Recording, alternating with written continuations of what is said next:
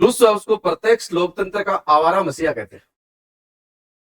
Rousseau पहला आदमी है जिसने ये बात कही कि आदमी जन्म से स्वतंत्र होता है, जब पैदा होता है ना उस दिन स्वतंत्र होता है, और जैसे जैसे वो बड़ा होता है उसके ऊपर धीरे धीरे बंधन लाद दिए जाते हैं। उसने कहा कि मनुष्य जन्म से स्वतंत्र है लेकिन बाद में उसको सर्वत्र जंजीरों में जकड़ दिया जाता है। वोल्टेयर का एक कथन आता है अखबार में, एक राजस्थान पत्रिका, पढ़ा क्या आपने?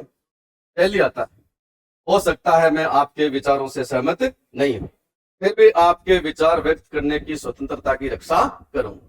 दुनिया में विचार और अभिव्यक्ति सबसे बड़े जो विचारक हैं वो दो ही हैं, एक वोल्टेयर है और दूसरे का नाम है J.S.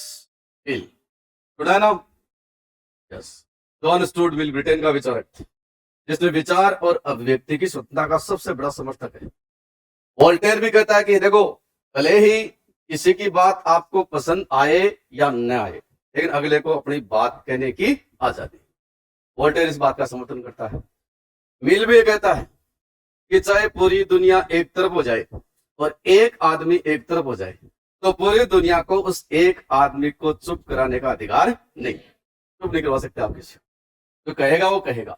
और मिल ये भी कहता है कि ज्ञान अनंत है। भाई जैसे ज्ञान की खोज हो रही है, ज्ञान है ना वो लिमिटेड नहीं है, अनलिमिटेड है, अनंत है। इसको आज तक, अब तक के मानव इतिहास में कोई भी आदमी पूरा प्राप्त नहीं कर पाया। और ज्ञान का पता तब चलता है, नए ज्ञान का, जब कोई व्यक्ति उसका उद्घाटन करता है, और उद्घाटन तब होता है जब कोई आदमी बोलता है।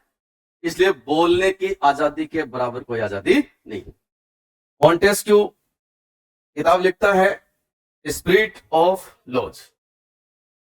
इसके अंदर यह कहता है कि अगर शासन को निरंकुश होने से बचाना है तो इसका एक ही जरिया है कि शासन के जो तीन पार्ट होते हैं, कार्यपालिका, व्यवस्थापिका और न्यायपालिका, यानी एग्जीक्यूटिव है, लेजिस्लेचर है और इसके अलावा जुडिशरी है, इन तीनों के कामों को अलग अलग कर देना चाहिए। शक्तियां अलग अलग होनी चाहिए, संस्थाएं अलग अलग होनी चाहिए और उनमें काम करने वाले लोग भी अलग अलग होने चाहिए, तब लोगों के अधिकार सुरक्षित रहेंगे। कई बार अपने को ऐसा लगता है कि अपने यहाँ पर जो कार्यपालिका और व्यवस्थापिका है ना, वो तो दोनों मिक्स से हो गई, पता ही चल रही कौन तो कार्यपालिका है कौन व्यवस्थापिका। क्योंकि आप सब जानते हो संसदीय शासन प्रणाली में कठोर दलीय अनुशासन के कारण कार्यपालिका ने कानून बनाने की शक्तियां लेजिस्लेचर यानी विधानसभा से छीन ली है। क्या बोलते हैं इसको? प्रदत्त व्यवस्थापन।